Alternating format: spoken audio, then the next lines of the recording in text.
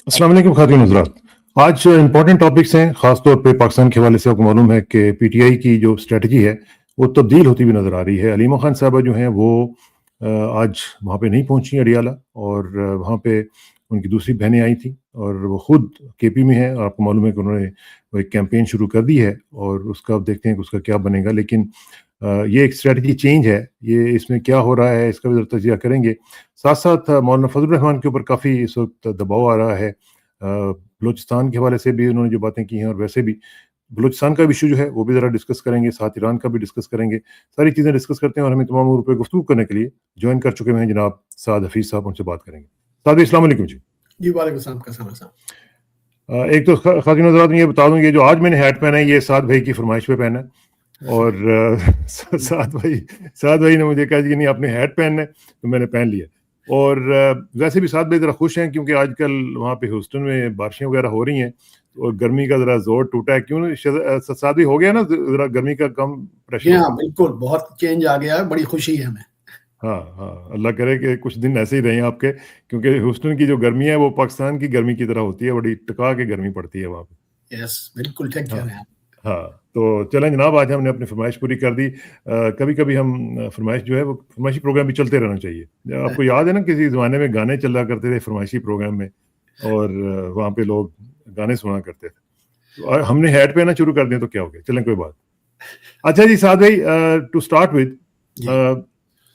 मुझे ज़रा थोड़ा सा समझाएं कि ये पीटीआई की स्ट्रेटजी में चेंज आई है, क्योंकि हलीमा खान साहबा का वहाँ पे ना आना अडियाला पे, ये क्या ज़ाहिर कर रहा है? क्योंकि हमने देखा है कि वो अब केपी में है और वहाँ पे वो मोबिलाइज़ कर रही हैं लोगों को, और ये भी आपको मालूम है कि इसके बदले में उनको गिरफ्तार भी किया जा सकता है और सारी की सारी जो सिचुएशन है वो चेंज भी हो सकती है। Your take on it. जी हाँ, बिल्कुल, और बड़ी अच्छी चेंज है ये, क्योंकि अदियाला के बाहर तो कई महीने से लोग आ रहे थे, वो भी आ रही थी हलीमा खान और उनकी बहनें भी, लेकिन उससे कोई ख़ास फ़ायदा नहीं हो रहा था। ये जो उन्होंने चेंज की है कि भाई आप लोगों के पास जाएँ और चित्राल जैसे गई थी वो, काफ़ी ज़बरदस्त रिसेप्शन मिला उन्हें।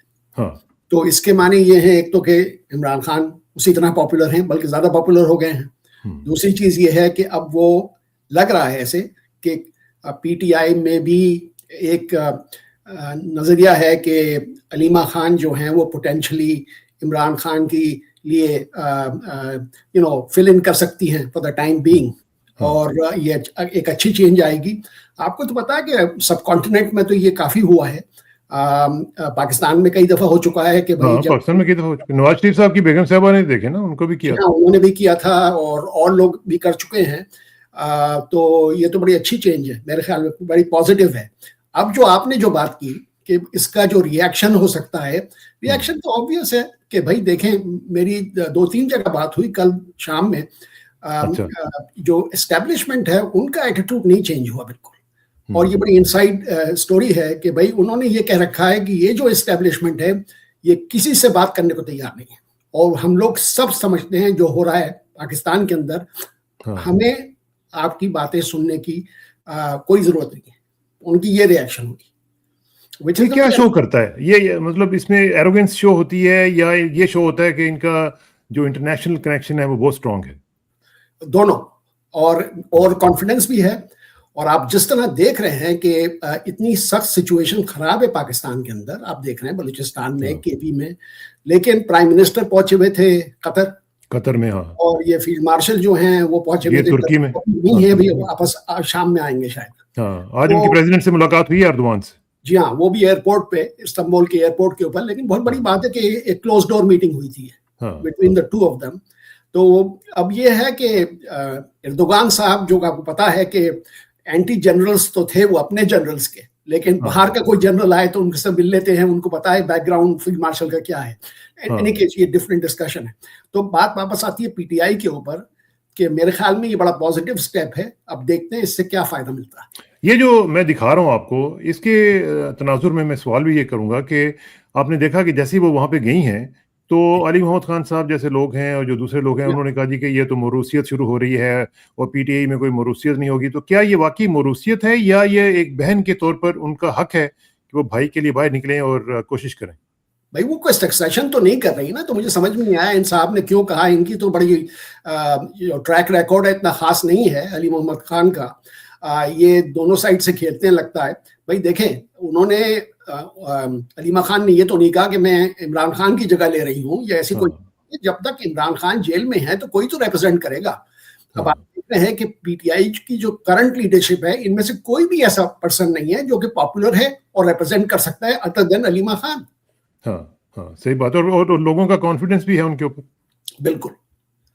अच्छा, ये थोड़ा सा मुझे ये भी बताएं कि ये जो अब स्ट्रेटजी चेंज आई है, ये सिर्फ क्या इसी वजह से आई है पीटीआई की, हाँ, कि चूंकि बाकी पार्टी जो है वो तो लगता है कि कॉम्प्रोमाइज हो चुकी है, इवन जो चीफ मिनिस्टर साहब हैं वो भी कुछ नहीं कर पा रहे हैं, दूसरे लोग भी कुछ नहीं कर पा रहे हैं, तो मजबूरन फिर सोचा गया है कि बहनें बाहर निकलें और वो कुछ ना कुछ करें, और जो पार्टी है वो बिल्कुल रिडंडेंट हो जाएगी फिर इसके बाद। मेरे ख्याल में पार्टी तो रिडेंडेंट वैसे भी हो गई है इन दिस स्ट्रगल। तो स्ट्रगल अब जो लीड करनी है उन लोगों को करनी है जो कि डाई हार्ट सपोर्टर्स हैं और लेड बाय द फैमिली, क्योंकि फैमिली पॉपुलर है, फैमिली के इंटरनेशनल कनेक्शंस भी हैं, मीडिया के साथ भी कनेक्शंस हैं, और खुद को अच्छी तरह प्रेजेंट भी करती हैं वो अलीमा खान। तो I think it's a very positive sign. अच्छा, अब जरा थोड़ा सा आते हैं मौलाना फजल रहमान की तरफ। आपने देखा कि पिछले 3-4 दिन से उनके ऊपर काफ़ी अटैक आ रहा है। उन्होंने एक जलसे में तकरीर की थी और उसमें उन्होंने काफ़ी सख्त किस्म की बातें की थी फौज के बारे में और एस्टेब्लिशमेंट के बारे में और उनके रोल के बारे में। और फिर एक बड़ी ही इंपॉर्टेंट उन्होंने बात की कि हमें कहा जा रहा है कि लश्कर बनाओ और वो लश्कर जो है वो टेररिस्ट जो है उनके साथ लड़ाई करे और उनके साथ लड़े। ये पहले भी हमारा एक पैटर्न रहा है। तो ये जो उनकी स्पीच थी, इसमें आप समझते हैं कि जो भी उन्होंने कहा कि ये वर्दी जो पहनते हैं या ये जो प्लेटियां पहनते हैं तो ये अगर मर जाते हैं तो क्या हो गया, तो ये इस तरह की बातें आप समझते हैं कि मुनासिब थी वहां पे करनी? बिल्कुल मुनासिब तो नहीं थी, क्योंकि भाई देखें, जो लोग मरते हैं, आपको पता है कसाना साहब, हमारा जो मेन कैजुअलिटीज होती हैं वो बेसिकली सोल्जर्स में होती हैं और जूनियर ऑफिसर्स में होती हैं। और वो तो अपना जॉब कर रहे होते हैं, उनको तो ये पता नहीं कि भाई इस्लामाबाद में पावर स्ट्रगल हो रही, जनरल्स कर रहे हैं। तो बड़ी अफसोस की बात की उन्होंने इस तरह की। भाई मार्टर्स तो मार्टर्स होते हैं कसाना साहब, किसी की भी। तो ये मुझे पसंद नहीं आई बिल्कुल ये बात। खैर, और खासतौर पर ये जो लश्कर वाली बात है वो उस पे आपका क्या रिव्यू? मेरा लश्कर तो मेरे ख्याल में लश्कर की जरूरत क्या है मुझे समझ में नहीं आता। मेरे ख्याल में उनको एक्सप्लेन करना पड़ेगा कि भाई किस तरह की रिक्वेस्ट की गई थी, क्योंकि ये आम मैं इसका आंसर करता हूँ मैं, क्योंकि आम लश्कर होंगे, यानी कि उनके पास बंदूकें होंगी, क्योंकि वो तो फिर रिट को भी चैलेंज कर सकते हैं स्टेट की। नहीं, उनका जो मकसद था ना साद भाई, वो ये था कि जिस तरह पहले होता रहा है कि कई दफा सिविलियंस में से लोगों को असला दे के टेररिस्ट के मुकाबले के लिए फौज को नहीं भेजा जाता था, लश्करों को भेजा जाता था। ये पहले भी होता रहा है, और ये मंगल बाग वगैरह और दूसरे लोग जो थे ये करते रहे। तो अब वो वही जो स्ट्रेटजी है, वही स्ट्रेटजी जो है वो फजल रहमान को कहा जा रहा है कि आप भी लश्कर बनाएं और उस लश्कर के जरिए हम टेररिस्टों को रिपेल करेंगे ताकि हमारी फौज जो है वो सामने ना आए। नहीं, मैं ये कह रहा था ना कि ये मुझे पता है कि पहले भी होता आया है, लेकिन ये प्रैक्टिस जो है ये इनअप्रोप्रिएट प्रैक्टिस है, ये होनी नहीं चाहिए बिल्कुल। क्योंकि भाई आप तो इस तरह ये दिखा रहे हैं कि स्टेट वीक है। भाई अगर स्टेट के पास इतनी जबरदस्त फौज है, इतने लोग हैं, इतना पैसा आप खर्च करते हैं फौज के ऊपर, तो आपको लश्करों की क्या जरूरत है? इन अ वे आप शिकस्त तस्लीम कर रहे हैं। एग्जैक्टली, है ना? बिल्कुल ठीक है। ये तो बड़ा गलत मैसेज आएगा अगर ये इस तरह होता है, तो ये तो गलत मैसेज है टेररिस्ट को भी। अच्छा, ये जो बलूचिस्तान की सूरत हाल है साद भाई, ये बड़ी खतरनाक हद तक बढ़ती चली जा रही है, और आपने देखा कि वहाँ पे कितनी शहादतें भी हुई हैं और उनके लोगों पे भी एक ऑपरेशन शाबान जो है वो लॉन्च किया गया है।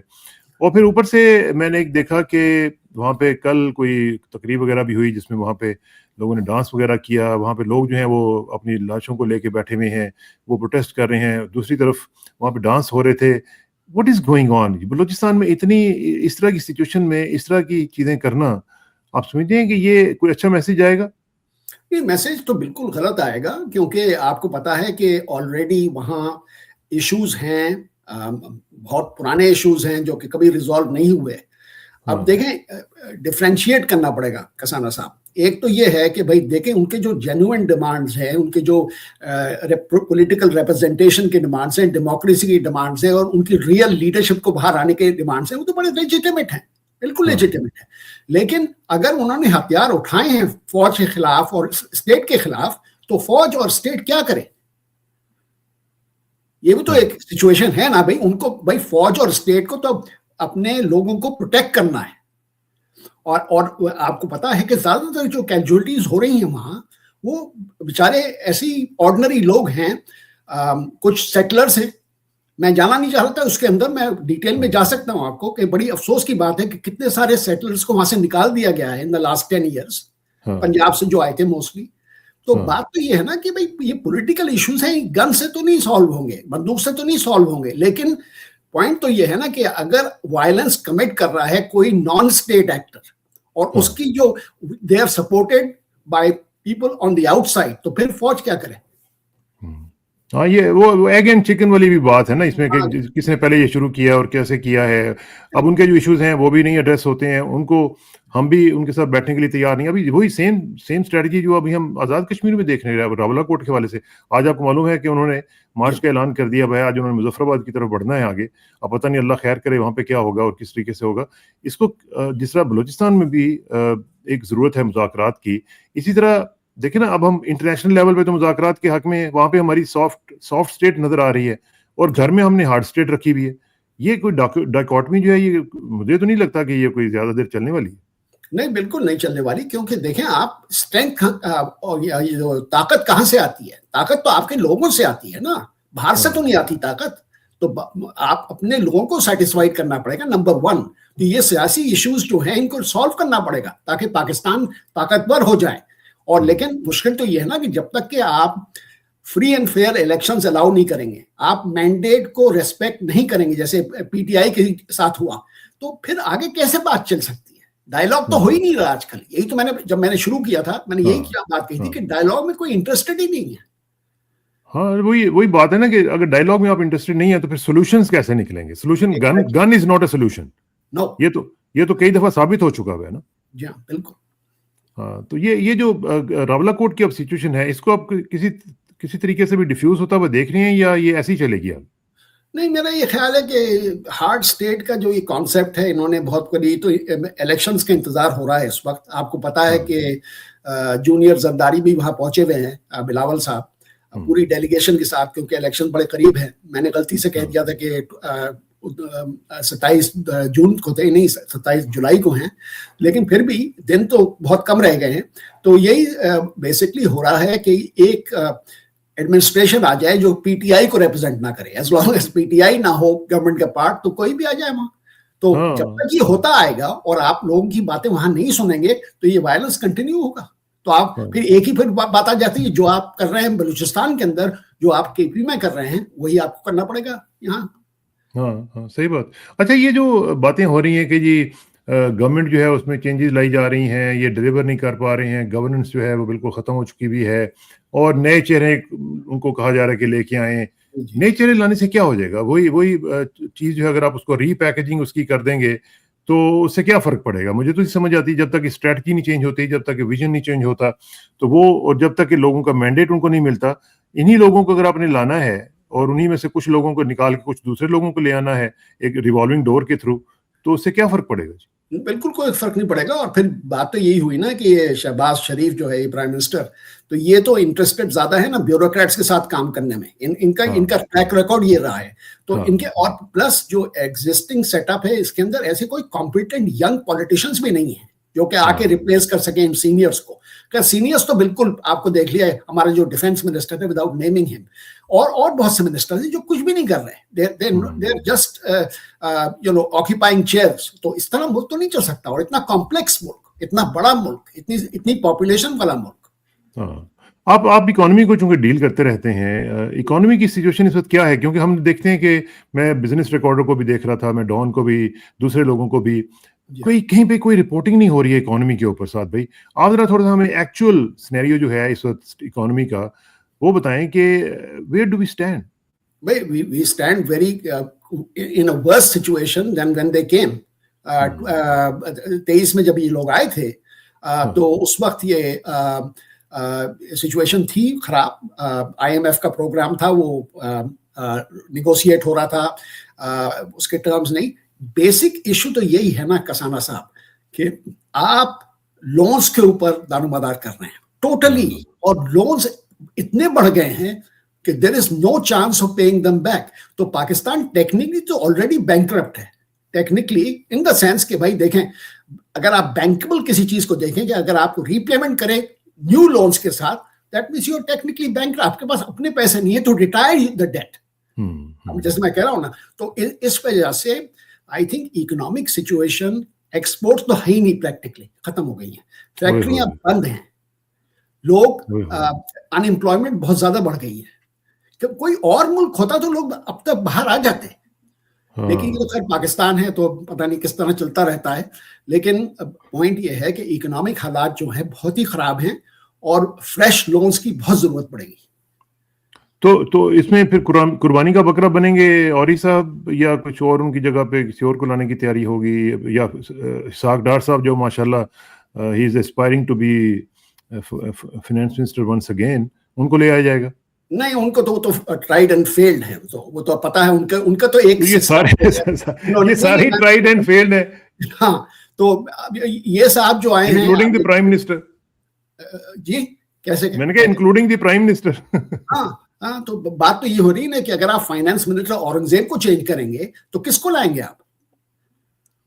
भाई देखें, इकोनॉमिक सिचुएशन फाइनेंस मिनिस्टर को चेंज करने से चेंज नहीं होगी, आपको स्ट्रक्चरल चेंजेस बहुत करनी पड़ेंगी। ये सही आप टैक्स कलेक्ट नहीं करते, और जो मजे कर रहे हैं, जिनके पास जिनको फायदे हैं टैक्सेस के, उनको को पाकिस्तान के लिए तो नहीं कर रहे हैं ना, वो कुछ तो अपने लिए कर रहे हैं सब कुछ। ये जो हमारी अशराफिया है जिसके बारे में हम डिस्कशन करते रहते हैं। हाँ।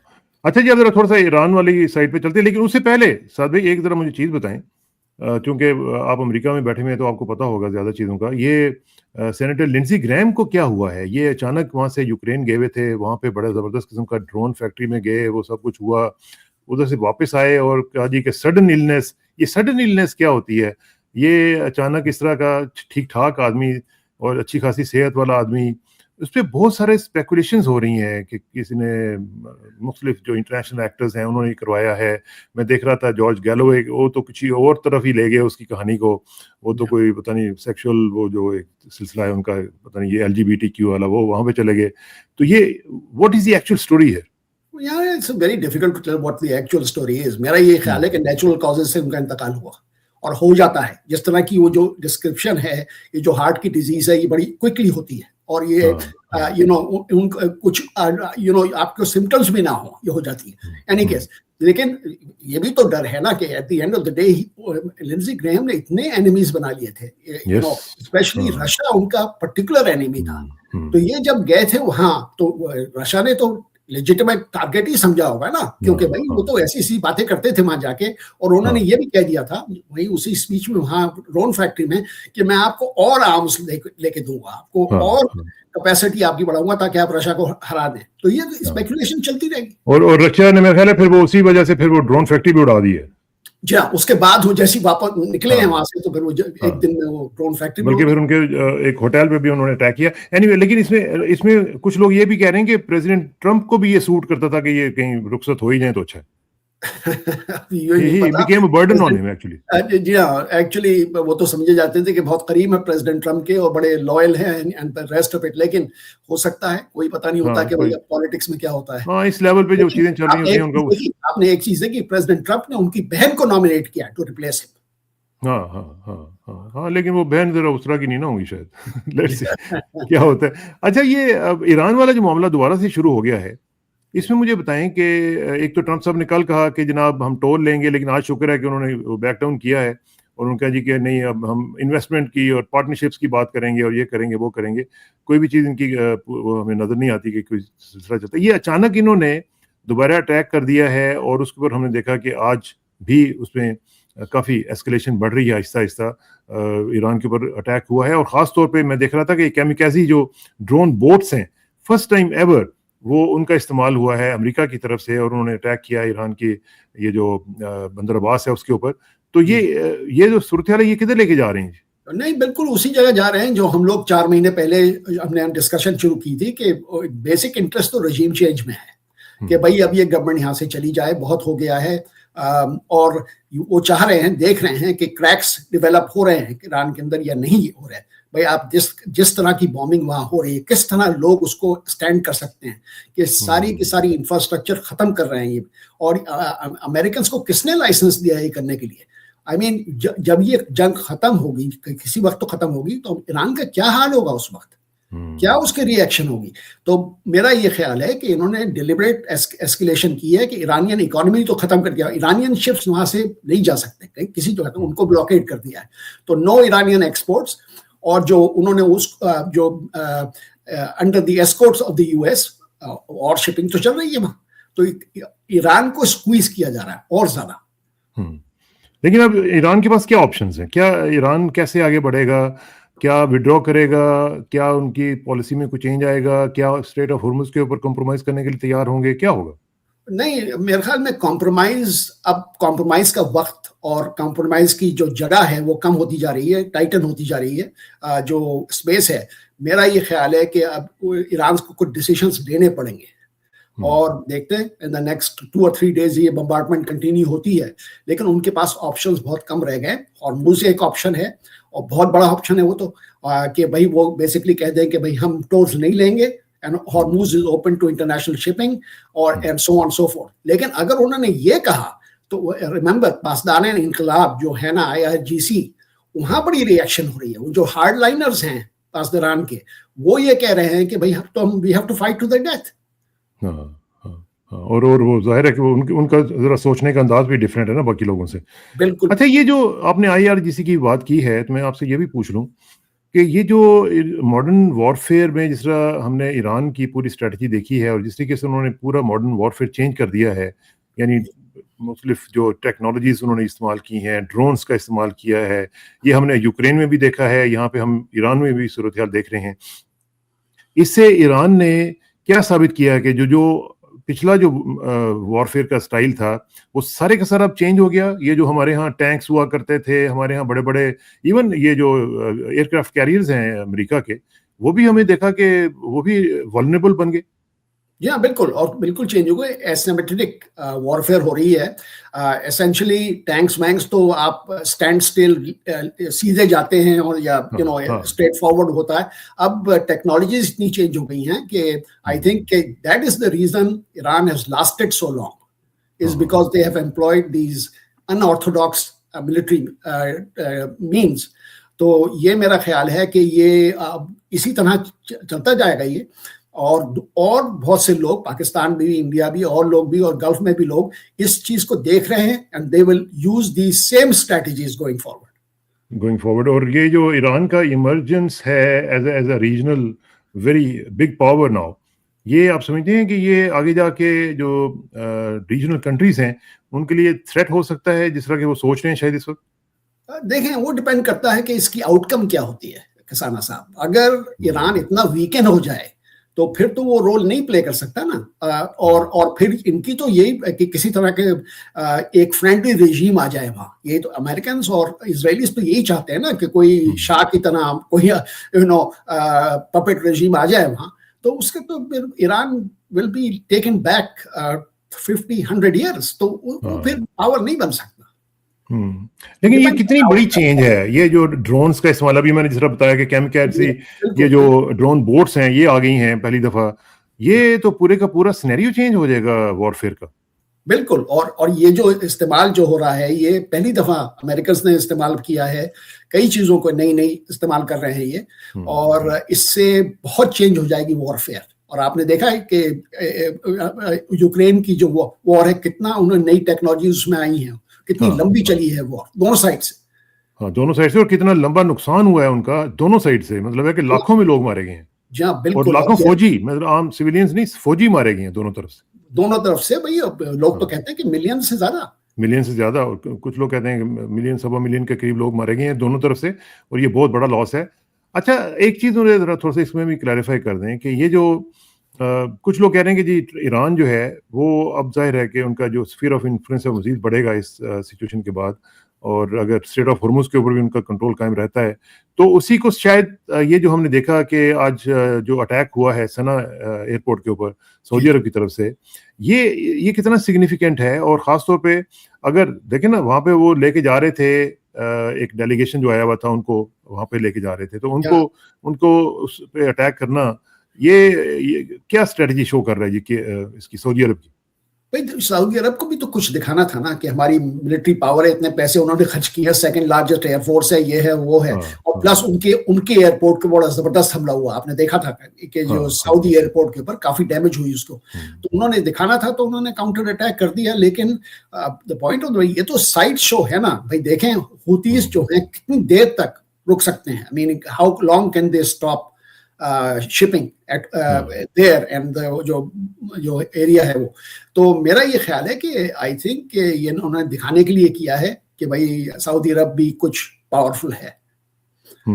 یہ ویسے رسکی موو لگتی ہے مجھے، کیونکہ یہ جو اسٹرائکس ہو رہی ہیں امریکہ کی طرف سے، دوسری اس میں اگر سعودی عرب بھی آتا ہے تو سعودی عرب اپنے تعلقات کو انڈینجر نہیں کر پا رہا. یہ اس میں مجھے تو لگتا ہے کہ اس میں ان کے لیے گڑبڑ ہوگی.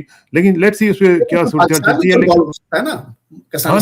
تو کہہ رہا ہوں، پاکستان کی انوالومنٹ بھی because of the defence packet. تو اگر کاؤنٹر اٹیک حوثیز کرتے ہیں تو ول پاکستان گیٹ انوالوڈ. ہاں تو یہ بہت بڑا کویسچن ہے نا کہ اگر پاکستان انوالو ہوتا ہے اور پھر اگر وہ فلیئر اپ ہو جاتی ہے سچویشن تو کافی مسئلہ بن جائے گا نا پاکستان کے لیے. نہیں بالکل مسئلہ بن سکتا ہے. اور دیکھیں آگے چل کے میں نے یہی لکھا ہے کئی دفعہ کہ دیکھیں یہ وار ایکسپینڈ ہو سکتی ہے، یہ ابھی وار ختم نہیں ہوئی ہے، یہ ایکسپینڈ ہو سکتی ہے. اور ایران کے پاس آپشن سارے ختم نہیں ہوئے ہیں، وہ تو they can make life very difficult for the golf.